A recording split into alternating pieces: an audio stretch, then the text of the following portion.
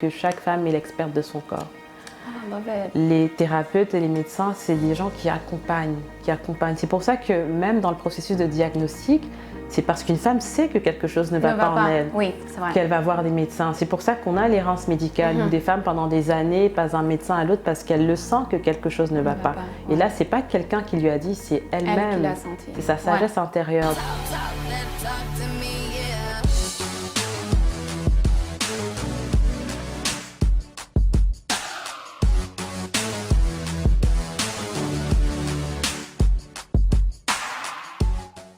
L'Auberge du Plateau nous reçoit pour la saison 5 de Woman Talk That Talk.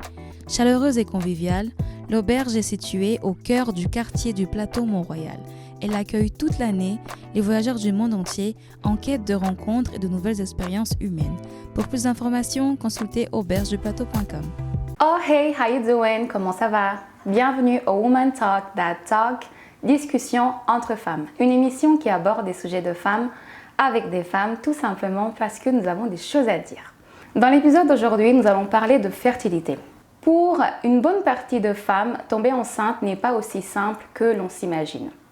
Pour des raisons médicales ou un mode de vie, le processus qui mène à la grossesse peut être un périple vécu par de nombreuses femmes et une bonne partie d'entre elles le vit en silence. Saviez-vous que 11,5 à 15,7% des Canadiens font face à cette problématique d'infertilité? Je vais avoir cette discussion avec une professionnelle. Elle s'appelle Andrea Beaumont. Elle est herboriste, coach de fertilité, éducatrice en menstrualité, en bien-être menstruel et doula. C'est une femme qui accompagne, une professionnelle plutôt, qui accompagne des femmes qui veulent améliorer leur santé émotionnelle mais aussi physique au quotidien. Mais avant de commencer, n'oubliez pas de vous abonner à notre chaîne YouTube. Si vous nous écoutez sur le podcast, pensez bien à la petite évaluation. Les 5 étoiles, c'est bien parce que c'est ce qui nous permet d'être recommandés à un plus grand nombre de personnes. Sans plus attendre, hey Andrea, how you doing? I'm doing great, Sarah, thank you. Bienvenue au Woman Talk That Talk. Merci, ça me fait plaisir d'être là. C'est un plaisir aussi pour moi de t'avoir. Merci d'avoir pris le temps d'être là avec nous. J'aime commencer par une question de présentation, mais un peu plus, on va dire, différente. Comment est-ce que tu te définirais en 3 mots? Guérisseuse des temps modernes, ça fait 4 mots. Mais... Wow. D'accord. Et est-ce que tu peux me dire un peu plus pourquoi? Parce que j'utilise différentes modalités, différentes thérapies pour emmener ou on va dire déclencher un processus de guérison chez les femmes que j'accompagne.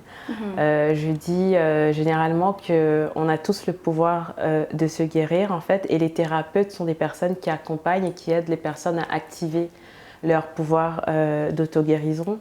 Donc, vu que je fais plusieurs choses, à la fois herboriste, accompagnante en fertilité, accompagnante à la naissance, je résume tout cela en disant guérisseuse des temps modernes parce qu'autrefois, l'ancêtre des médecins, c'était les guérisseuses. C'est vrai qu'il y a un lien avant la médecine, son développement, c'était les femmes qui s'en occupaient. C'est ça. C'est ça. D'accord. Est-ce que ça vient... comment est-ce que c'est venu, en fait, que tu es devenue cette femme guérisseuse des temps modernes? Je pense qu'on l'est toujours, en fait, quelque part. Mais les événements de la vie m'ont mis sur le chemin. Donc avant, je guérissais à travers les mots, parce que j'écrivais. Et donc c'était aussi une forme de thérapie. Et ensuite est venu l'appel des plantes. Donc la médecine... holistique et l'herboristerie. Et c'est vraiment parti de mon propre cheminement. Je viens d'un parcours de journaliste. J'ai été journaliste au cours des 15 dernières années de ma vie et productrice. Et donc j'ai toujours été dans les médias. Et très jeune, j'ai été souvent malade. Donc j'avais des problèmes de santé chroniques pour lesquels il n'y avait pas d'explication, il n'y avait pas de traitement. J'ai subi 2 opérations pour des kystes des ovaires très jeunes, avant l'âge de 24 ans, je pense. Wow. Très jeune, on me disait déjà, bon, ça va être compliqué d'avoir des enfants. Okay. Et j'avais plein de symptômes au quotidien qui affectaient ma qualité de vie et mon travail. Parce que je vais tout le temps être en tournage, tout le temps travailler. Et bon, quand tu as mal au ventre, tu as des migraines tout le temps, fatigue chronique, ça affecte ton bien-être au quotidien. Okay. Et le déclic est venu en 2016. J'ai eu une opération de fibrome utérin. Parce que j'avais tout, j'ai tout eu, très jeune. Et donc à l'époque, j'avais 25 ans et j'ai eu une opération de fibrome utérin. J'ai eu un diagnostic aussi du syndrome des ovaires polykystiques. C'est la première cause d'infertilité. Ouais. C'est aussi une pathologie pour laquelle il n'y a pas de traitement médical. Ils ne sont pas sûrs des causes non plus. Et donc tout ça me tombait dessus. Wow. Et je me disais, mais pourquoi? Pourquoi? Et là, je me suis dit, vu que les médecins me disaient clairement que je n'avais aucune chance d'avoir des enfants naturellement dans ma vie et qu'il n'y avait pas de traitement pour ces maladies et que ça revient généralement parce que c'est chronique, donc tu passes d'une opération à une autre. Je me suis dit, bah là, j'ai plus rien à perdre, il faut que je trouve des alternatives. Et c'est de cette manière que après mon opération, vu que j'étais en repos convalescence, donc en arrêt de travail, je me suis tournée en fait vers les plantes et là, c'est un nouveau monde qui a commencé. Qui a commencé, waouh, incroyable. Donc, tu as eu d'abord les syndromes des ovaires polykystiques. Oui, les kystes des ovaires. Les kystes des ovaires et ensuite... Ensuite, j'ai eu les fibromes utérins. Et ensuite, j'ai été diagnostiquée du syndrome des ovaires polykystiques. Et ça, c'est quelque chose que j'avais. D'abord, il y a les kystes, c'est pas la même chose. En fait, c'est que tout ce que j'avais, c'était lié à ce syndrome, mais ça a pris des années pour diagnostiquer. Ça prend en moyenne 5 à 7 ans pour qu'une femme soit diagnostiquée parce que les symptômes semblent en fait anodins, genre règles irrégulières, douloureuses, acné. Donc, ce n'est pas des symptômes qui ont l'air d'être liés à une maladie, mais c'est lié à un déséquilibre hormonal. Donc, moi, ça a vraiment été en 2014 que j'ai eu un vrai diagnostic parce que je n'arrêtais pas d'aller chez les médecins parce que je savais que quelque chose n'allait pas. Et donc, c'est un médecin qui était vraiment spécialisé en santé des femmes et en fertilité qui a pu poser le diagnostic. Et là, ça m'a apporté au moins un élément de réponse parce que je savais que depuis toutes ces années, je ne faisais pas des films en fait. Ce n'était pas dans ma tête. C'était réel, il y avait une raison pour laquelle je ressentais tout ça. Donc j'ai eu toute la panoplie de problèmes de santé gynécologique qu'on puisse imaginer. Incroyable. Et j'ai une autre... comment est-ce que tu as un diagnostic à l'âge de moins de 25 ans, on te dit, bah voilà, tu vas être infertile, tu n'auras pas d'enfant. Qu'est-ce qui t'a fait croire que tu pouvais démentir le diagnostic des médecins? En fait, j'avais même pas envie de démentir quoi que ce soit. C'est juste que je m'étais déjà mis dans la tête que de toute façon, même si je ne peux pas avoir d'enfants de manière naturelle, je vais en adopter parce que j'adore les enfants. Donc mon idée, c'était pas de tomber enceinte parce qu'à cette époque, j'étais même pas prête à tomber enceinte. Je voulais pas forcément avoir des enfants à cet âge-là.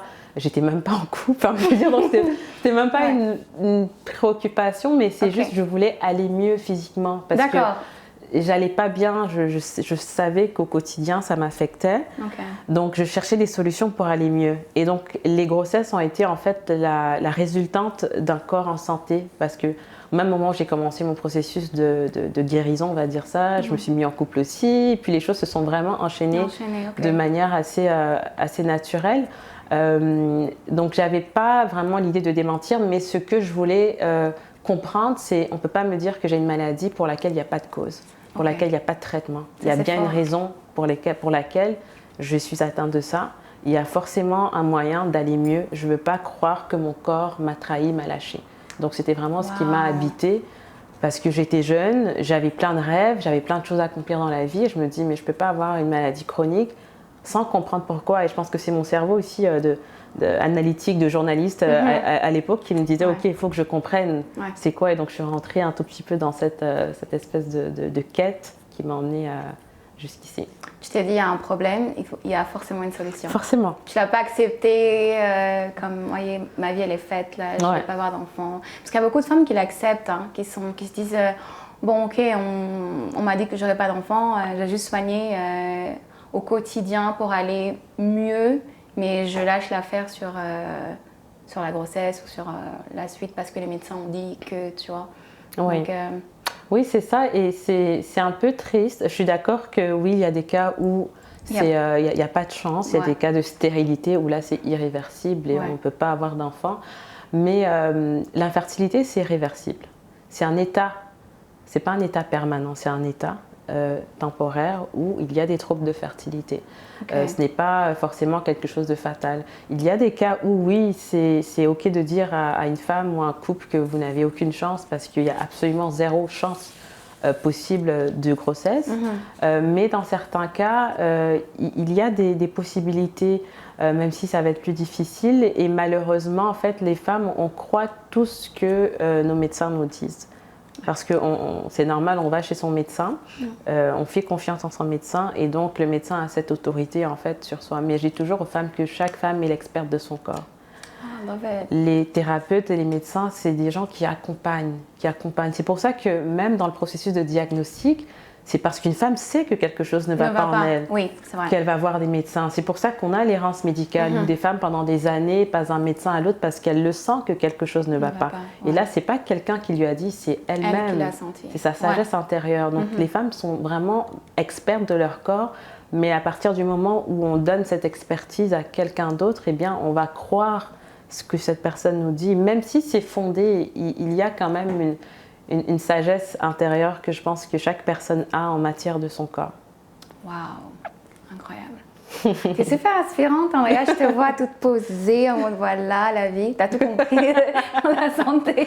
C'est pas toujours simple, c'est pas toujours... Ouais, non, et ça a pris combien de temps pour que de la phase où tu as commencé à prendre soin de toi, à travailler, à devenir cette professionnelle que tu es de la santé et le moment où tu es tombée enceinte de ta première fille? Ça a pris combien de temps? Alors, entre ma dernière opération qui a eu lieu en janvier 2016, juste après, je me suis mise dans les plantes. Donc, j'ai aussi changé mon alimentation. J'étais déjà très sensible à ce que je mangeais, je faisais attention, mais là, j'ai vraiment enlevé certains aliments. J'écoutais mon corps, je voyais comment étaient mes règles en fait. Donc mon cycle menstruel, c'était mon indicateur de OK, est-ce que ce que je fais, ça fonctionne? Donc si j'avais mes règles étaient irrégulières, j'avais jamais eu de règles régulières, je savais jamais quand ça arrivait. Donc, de toute ta vie? De toute ma vie, voilà. Et donc les 3 premiers mois, avec les changements que je faisais, avec les plantes médicinales, je voyais des améliorations. Donc déjà, je voyais que mes règles étaient devenues régulières, donc elles arrivaient chaque mois à peu près à la même fréquence. Ensuite, les douleurs avaient disparu. Et là, je me disais, OK, donc il y a forcément quelque chose que je fais qui fonctionne. Je ne sais pas c'est quoi. Les douleurs ont disparu. Les douleurs, j'avais plus mal. Et puis j'avais de l'acné aussi kystique vraiment sur le visage qui commençait à se dissiper. Et ça aussi, ça affectait mon travail parce que j'étais devant la caméra tout le temps et je ne pouvais plus parce que je ressemblais à une calculatrice avec plein de boutons.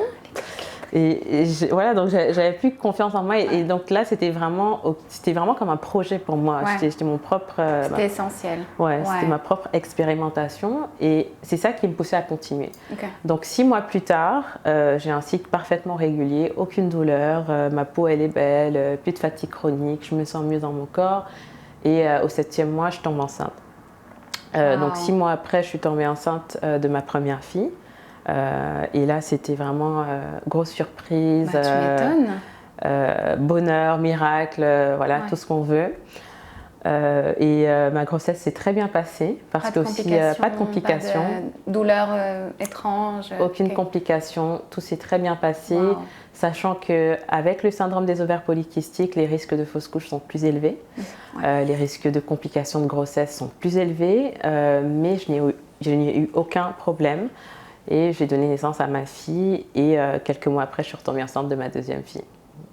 Donc j'ai eu 2 bébés back-to-back qui m'ont inspirée en fait à me lancer dans ce que je fais aujourd'hui. C'est incroyable, je trouve ça incroyable. Mais vraiment, non, parce que c'est une force de résilience que beaucoup, c'est pas évident en fait. Tu as vraiment fait confiance en ton corps. Tu vois, tu t'es dit, je suis sûre que tu peux me donner plus là. Et tu es allée chercher. Tu vois. C'est ça. Et j'ai vu sur une étude que entre 1984 et 2022, les cas d'infertilité, le pourcentage, il a triplé. Genre, pour toi, qu'est-ce qui fait que avant c'était moins fréquent, maintenant c'est de plus en plus? Qu'est-ce qui influence en fait les problèmes d'infertilité chez les femmes? Chez les femmes, déjà, ce pourcentage, il a augmenté chez les hommes et les femmes parce que les hommes aussi ont de plus en plus de troubles de fertilité et je pense que c'est en grande partie lié à notre mode de vie.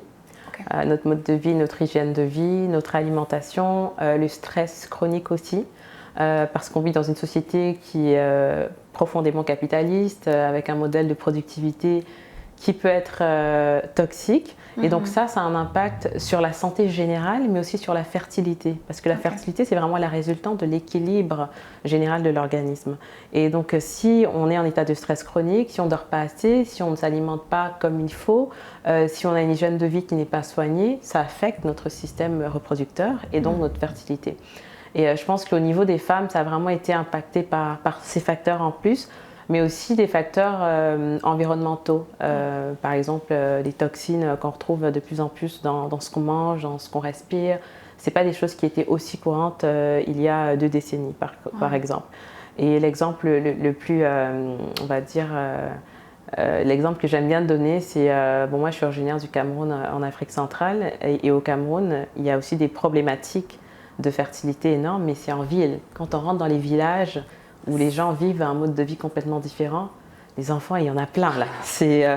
Ils font des enfants, c'est comme, tu te demandes qu'est-ce qui se passe. Ouais, c'est ça, nos limites.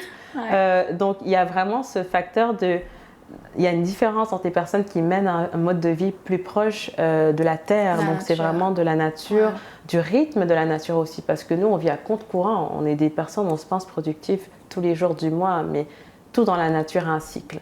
Et donc, c'est le fait d'aller à l'opposé aussi de ça qu'on a de plus en plus de troubles au niveau de la fertilité, même si, oui, il y a d'autres facteurs, il y a des maladies gynécologiques qui entraînent l'infertilité, mais au-delà de ça, dans les facteurs qui ne sont pas liés à des maladies, je pense vraiment que l'hygiène de vie et l'alimentation jouent un rôle super important. Ouais. C'est les fameux perturbateurs endocriniens, c'est comme ça qu'on les appelle. C'est ça. Ok. Et c'est quoi on va parler professionnel, hein, en quoi consiste la médecine holistique? Alors, la médecine holistique, en fait, déjà, holistique, ça vient du terme whole, et whole, c'est entier en anglais. Donc, tout ce qui est entier, en fait, c'est de tenir compte de tous les aspects, toutes les facettes de notre être. Notre santé n'est pas juste influencée par notre santé physique, il y a aussi la santé émotionnelle. Donc, c'est vraiment mind, body, spirit, corps, âme et esprit. Et donc, la santé holistique, c'est de pouvoir tenir compte de tous les éléments qui peuvent affecter l'état de bien-être d'une personne. Par exemple, si aujourd'hui tu as mal à la tête, par exemple, Sarah, ce matin tu as mal à la tête, en médecine conventionnelle allopathique, on va te donner un Tylenol.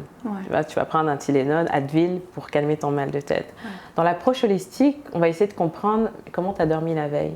Est-ce que tu as dormi 8 heures hier soir? Est-ce que tu bois assez d'eau?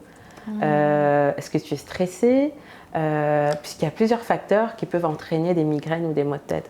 Et en identifiant la cause racine, on peut régler le problème à la base sans que tu n'aies à dépendre de cachets ou de médicaments tout le temps.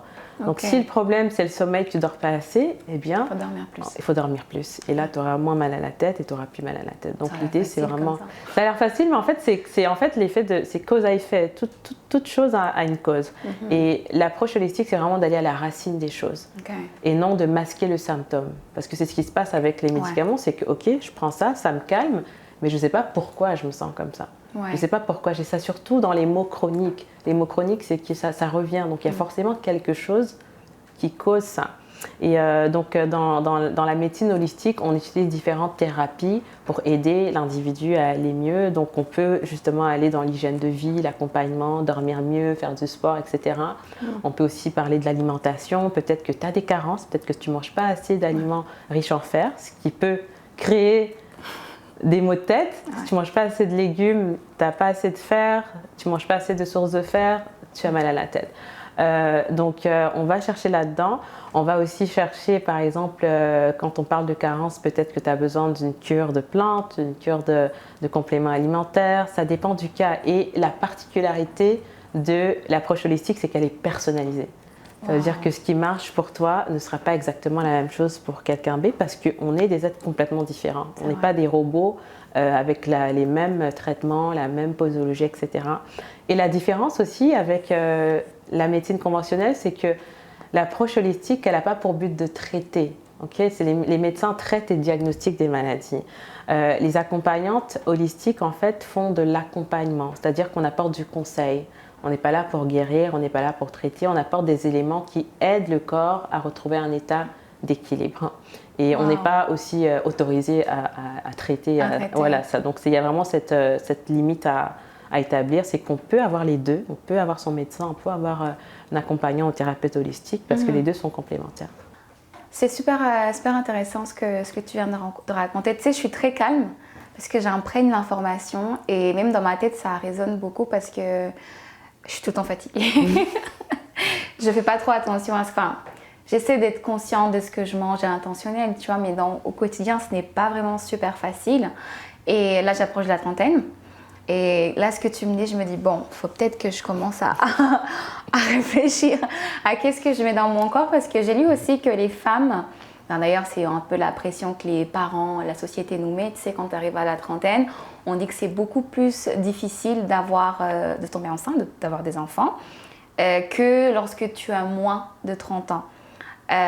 Toi, qu'est-ce que tu en penses avec la médecine holistique? Est-ce que tu penses, si on prend soin de soi et qu'on fait vraiment attention à ce qu'on consomme, à notre mode de vie, est-ce qu'on a plus de chances, du coup, on peut repousser à la quarantaine? Ou alors c'est toujours foutu? Alors en fait, mon opinion, elle est un peu controversée parce que je pense que tant qu'une femme a ses règles, elle peut tomber enceinte. Ça, c'est ma conviction, c'est ce que je vois. Tant qu'une femme a ses règles, donc elle ovule, elle peut tomber enceinte. Maintenant, les chances de grossesse réduisent naturellement avec l'âge. Donc on est plus fertile à 25 ans qu'on ne l'est à 35 ans. Mais de base, la fertilité, c'est une micro-fenêtre chaque mois. Donc chaque mois, on a 25% de chances de tomber enceinte. Et l'idée, c'est que plus le temps passe, plus cette fenêtre, elle réduit. Okay? Maintenant, il y a des moyens d'optimiser, de préserver sa fertilité. C'est pour ça qu'en général, je dis aux femmes, n'attendez pas le moment où vous voulez tomber enceinte pour commencer à y penser. La fertilité, c'est comme un muscle, c'est quelque chose qu'on entretient. La fertilité, c'est un indice de santé générale. Donc, si on est fertile, ça veut dire qu'on est en santé. Et si on a des troubles de fertilité, même si on n'a pas envie de tomber enceinte, jamais, il faut être fertile parce que c'est un indicateur de santé. C'est le signe que votre équilibre hormonal, il est optimal, que vos hormones font ce qu'elles sont censées faire, que votre corps fait ce qu'il est censé faire. Et ça, c'est important d'y penser avant. Et c'est pour ça que tu fais bien d'y penser parce qu'effectivement, passé 35 ans, oui, ça devient plus difficile, mais ce n'est pas impossible. Et malheureusement, c'est un stress qu'on met beaucoup dans la tête des femmes. En général, j'ai envie de briser un peu cette espèce de stress parce que, comme je disais tout à l'heure, en tant que femme, on écoute ce que nos professionnels de santé nous disent et on croit en ça. Donc si on me dit à partir de 35 ans, tu n'auras plus d'enfants, mais je vais y croire et donc mon corps... Et je vais l'intégrer. Mon corps va l'intégrer, bien sûr, parce que nos cellules sont à l'écoute de tout ce que notre corps, tout ce qu'on pense.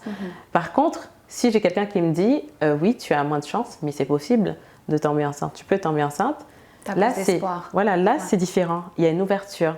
Et pour la petite histoire, ma mère, elle a été enceinte en même temps que moi, elle a eu des jumeaux naturellement à 54 ans. Non. Complètement inattendu, complètement pas planifié du tout. Puisque à 54 ans. 54 et des jumeaux. Des jumeaux qui ont l'âge de ma fille de 5 ans. C'est une fille et un garçon. Et ça, c'est un miracle parce que c'est juste... il y a 0% de chance de grossesse naturelle. À cet âge-là? Encore moins de jumeaux à cet âge-là. Elle est tombée enceinte, on était enceinte en même temps. Et moi, ça m'a ouvert les yeux sur une réalité que je ne savais même pas possible en fait. C'est pour ça que mon discours, il a beaucoup changé. Aujourd'hui, j'accompagne beaucoup plus de femmes passées 40 ans parce que justement, les femmes ont des enfants plus tard pour des raisons tout à fait valides. Et le fait de se fermer dès le départ, de se dire non, ça ne va pas être possible, de même pas essayer naturellement, pour moi, c'est un peu un traumatisme qui est créé et causé chez les femmes. Donc l'idée, c'est de se dire que tant que notre corps il fonctionne, on peut. Mais il n'y a aucun mal à aller chercher de l'aide si ça devient complexe, en fait. Waouh!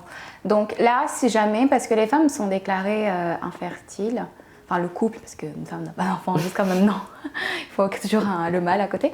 Mais au bout d'1 an de rapport sexuel non protégé, de façon régulière, si elle ne tombe pas enceinte, enfin, moins de 35 ans, et si tu as plus de 35 ans, il me semble que c'est 6 mois. Donc à partir de cette période-là, il faut déjà, si tu vois que ça n'a pas abouti à une grossesse, il faut aller consulter un spécialiste. Toi, tu conseilles de faire les deux, donc voir un spécialiste médecin traditionnel et une accompagnatrice holistique, les deux, ou faire d'abord l'un et l'autre après. Alors, avant toute chose, avant de commencer à essayer de concevoir, ce que moi je recommande généralement aux couples, c'est d'aller tous les deux se faire examiner. Love it. Parce qu'il y a beaucoup d'années qui sont perdues parce qu'on essaye pendant 1 an, 18 mois et tout ça, puis ça ne marche pas. Ensuite, la femme, elle va faire tous les examens, etc. On ne va jamais checker le conjoint. Gars, s'il est en comment, ça va. Moi, voilà, pas de donc problème. elle vit tous les trucs. Ensuite, il passe en FIV, fécondation in vitro, ça ne marche pas, tac. Et ensuite, on réalise qu'en fait, il y a peut-être un problème de l'autre côté. Donc, en général, moi, je dis, OK, quand vous vous sentez prêt, allez tous les deux vous faire checker. On voit ce qui se passe. Et sur cette base-là, on ajuste en fait les thérapies. Et là, c'est très complémentaire avec un médecin et une thérapeute holistique, par exemple. Ouais. Il y a des cas d'infertilité chez le couple qui sont liés à des carences en certaines vitamines, par exemple. Okay. Mais si on n'a pas checké ça dès le départ, on va faire toutes les procédures parfois très chères, alors qu'en fait, le problème, c'est peut-être une carence. Il y a des cas aussi où le problème, c'était, on ne savait pas c'était quand l'ovulation de la dame. Et ça, il y a des femmes que j'ai accompagnées qui sont parties en fécondation in vitro, qui ont fait plein d'affaires pendant 5 ans, mais en fait, c'est juste que son ovulation n'était pas... Ah, elle n'est pas, parce que parfois c'est 14 jours après, entre 14, 16, 15 jours après, mais c'est pas comme ça pour toutes les femmes? Absolument pas. Et là, c'est aussi une autre... Ah, je pensais vraiment qu'on était toutes régulées comme ça. Pas du tout, non. Okay. Parce qu'on est toutes différentes, on peut pas être régulées de la même manière, t'as pas forcément tes règles au même moment que moi, etc. Ouais. Donc, l'ovulation, c'est propre à chaque femme et chaque femme doit pouvoir observer quand elle ovule. C'est pas une application qui nous dit quand on ovule. Malheureusement, c'est ça. Donc, on va sur notre application, on se dit, bon, elle est là, je suis fertile, mais non. Moi, je fais ça. Parce qu'il y a plusieurs facteurs qui influencent la fertilité qui sont externes et dont l'application n'est pas informée. Wow. C'est ça. C'est pour ça que je pense vraiment que renouer avec son corps, son cycle menstruel, c'est la première base pour prendre soin de sa fertilité. Qu'on veuille avoir des enfants ou pas, ça permet de mieux observer son corps. Parce qu'en observant les signaux, on sait exactement quand on ovule. En observant les signaux, on sait exactement ce qui se passe dans notre corps. On sait quand ces règles arrivent, on sait exactement. Et quand on est dans cette connexion avec soi-même, on se connecte aussi à la nature. Parce que les femmes, bien avant tout ce qu'on voit aujourd'hui, la modernité, on était en fait synchronisées au cycle de la Lune. Par exemple, hier c'était la nouvelle Lune, c'était le début aussi de mon cycle menstruel. Donc moi je suis synchronisée, donc à la pleine Lune j'ovule, à la nouvelle Lune j'ai mes règles. Il y a d'autres femmes, c'est l'inverse, à la pleine Lune qu'elles ont leurs règles, mais ça a toujours été comme ça depuis la nuit des temps. Mais avec la modernité, les pilules contraceptives et les hormones qu'on prend, on est déconnecté. Donc j'invite vraiment chaque femme à se remettre dans cette connexion intérieure parce que vous allez découvrir tellement plus de choses sur votre corps, sur votre fertilité, sur votre cycle que vous n'avez jamais vu dans un livre, un livre d'école ou entendu chez un médecin par exemple. Et ça, it's empowering. Ça redonne du pouvoir parce que tu sais exactement ce qui se passe dans ton corps. Et ce dont tu as besoin. Et ce dont tu as besoin. Incroyable. Et ça va même très loin. Par exemple, on a tendance à être dégoûté de notre corps, mais rien que le fait d'observer ces saignements en fonction de la couleur, tu es en mesure de savoir si tu as une infection ou pas, si tu as un déséquilibre hormonal ou pas. Et ça, c'est quelque chose qui vient de nous. C'est vrai. C'est quelque chose qui vient de nous. Donc, ça part de là. Ça, il faut le faire. Il faut bien observer. Moi, je le faisais pas souvent avant parce que j'étais en mode non mais c'est quoi mais c'est vrai que quand tu le fais tu t'es plus au courant de ce qui se passe chez toi.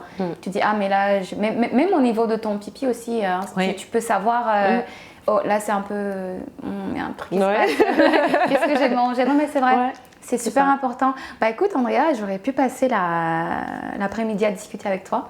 Mais toutes choses à une fin, toutes bonnes choses, surtout les bonnes choses ont une fin, même si on n'a pas envie.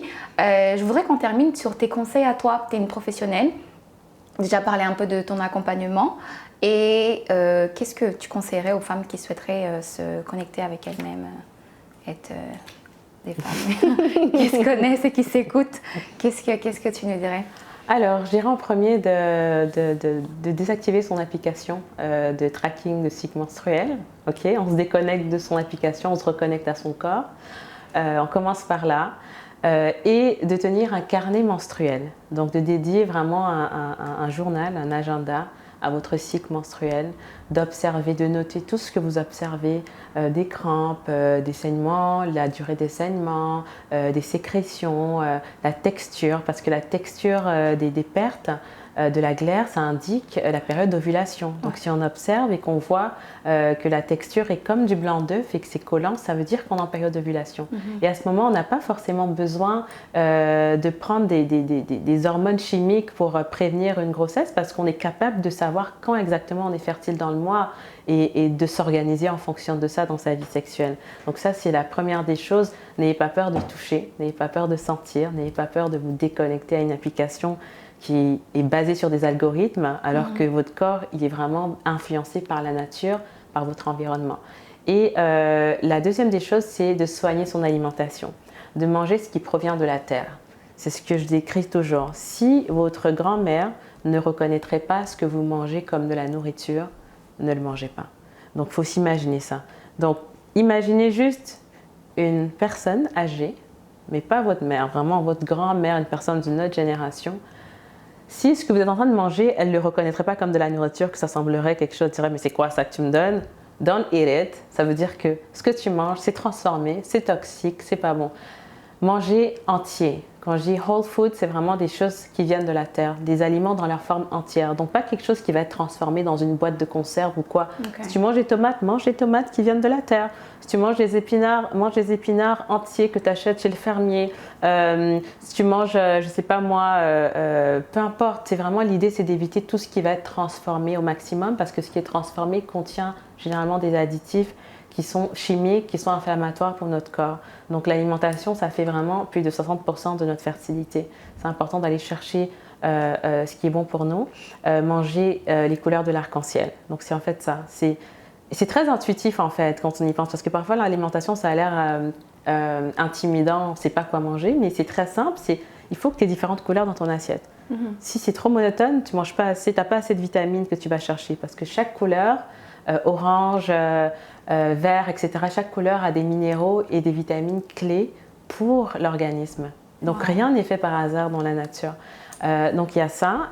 Et ensuite, c'est vraiment soigner son hygiène de vie. Prendre soin de soi comme on prendrait soin de quelqu'un qu'on aime. Et ça, c'est très difficile pour les femmes. C'est qu'on a tendance à donner. On sait prendre soin des autres.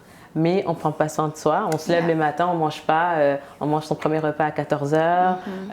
On dort super tard, à 2h du matin. On ne prend pas de pause, etc. Tu ne traiterais pas quelqu'un que tu aimes comme ça. Mais pourquoi tu te fais ça à toi? On sait bien faire ça. C'est ça. C'est notre super pouvoir. Et ça, malheureusement, ça a un impact sur la santé menstruelle, mais aussi la fertilité. Donc, à chaque fois, de s'imaginer que est-ce que je prendrais soin d'un bébé comme je prends soin de moi? Même avant d'aller se coucher, est-ce que un bébé, tu le balances dans le lit et puis tu dis vas-y dors. Il y a une routine qui vient avec. Donc de s'implanter des routines au quotidien, routine du soir. On tamise les lumières, on met une musique douce, on se met une huile végétale avec des huiles essentielles, automassage, on prend un bain et là on dort. Et ça c'est différent tous les soirs. On essaye de ça. Week-end. Non, pas forcément, mais justement, on pense qu'on a besoin de mériter des moments de bien-être. Ok, après avoir travaillé comme une dingue toute la semaine, le week-end, je vais pouvoir. Non, c'est des petites choses, ça prend 5 minutes parfois. Tu sors de la douche et tu te passes de l'huile. Ça stimule la sécrétion de l'hormone du bonheur, donc des hormones comme la sérotonine, qui sont des hormones du bonheur, et donc ton cerveau, qui dirige la fertilité, qui dirige tes ovaires, est dans un état de bien-être. Et donc, c'est des petites choses comme ça. C'est manger le matin, prendre des pauses, respirer. Ça, c'est super important. Et la 4e étape, c'est vraiment d'aller chercher des professionnels adéquats. Donc, si j'observe que j'ai un cycle irrégulier, que j'ai des règles douloureuses et abondantes, que je peux avoir plusieurs mois sans avoir de règles, allez consulter. Ok. Allez consulter. Ne vous dites pas, oh, bah, tant mieux, j'ai pas mes règles. Non, ne pas avoir ses règles, c'est dangereux. Il faut aller consulter. Dangereux, carrément. Oui, c'est Ok. dangereux. Et on doit avoir ses règles chaque mois. Si on n'a pas ses règles, c'est qu'il y a un problème. Et c'est l'un des symptômes du syndrome des ovaires polykystiques, justement. À moins que tu sois sous pilule ou... À moins que tu sois sous ouais. pilule. Et encore, bon, la pilule, c'est un autre sujet parce que c'est quelque chose pour lequel je ne suis pas très pour. Mais à moins que tu sois sous pilule, oui, qui arrête tes règles. Mais si tu prends aucune hormone synthétique, tu devrais avoir tes règles chaque mois. Donc, il ne faut pas attendre avant d'aller chercher de l'aide, consulter. Et en fonction de ce qu'on vous dit, du diagnostic, maintenant, vous pouvez faire appel à une thérapeute holistique, à une herboriste, à une naturopathe qui pourra vous accompagner dans votre cheminement de bien-être. Waouh! J'espère que vous avez bien pris des notes, vous avez bien sorti votre carnet, vous avez tout écrit. Et si ce n'est pas le cas, vous mettez pause, vous retournez au début et vous réécoutez parce que c'est super important ce qu'Andrea vient de partager. On va faire une espèce de super empowerment question. Ok. C'est 5 questions style rapid fire. Ok. Donc, on va y aller. Alors, quelle est la première chose que tu fais le matin? Je respire. Qu'est-ce qui te fait sourire? Mes enfants Une femme extraordinaire est une femme qui? s'assument. Ton adage préféré? On n'a rien sans rien. Jamais sans. Et jamais sans mes plantes. Oh, j'ai cru que tu allais dire mes enfants. Sans mes plantes. Love it. Love it. Bah, merci beaucoup, Andrea. Ça a été un plaisir de t'avoir. Comme je t'ai dit, j'aurais pu passer l'après-midi à discuter avec toi. Mais le temps nous manque. Mais vous, d'ailleurs, à la maison, je fais trop en mode à la maison. Mais oui, partout où vous nous écoutez, si vous voulez suivre Andrea, son Instagram, c'est Andrea Bomo. Andrea Bomo. Donc, vous allez la suivre. Je mettrai les liens en dessous de cette vidéo. Et également sur le podcast. N'oubliez pas, on s'abonne, on partage cette vidéo qui est super importante et utile à toutes les femmes qui nous regardent, votre mère, votre tante, votre soeur, votre cousine. Super important. On se retrouve dans le prochain épisode. Prenez bien soin de vous. N'oubliez pas, Woman Talk That Talk.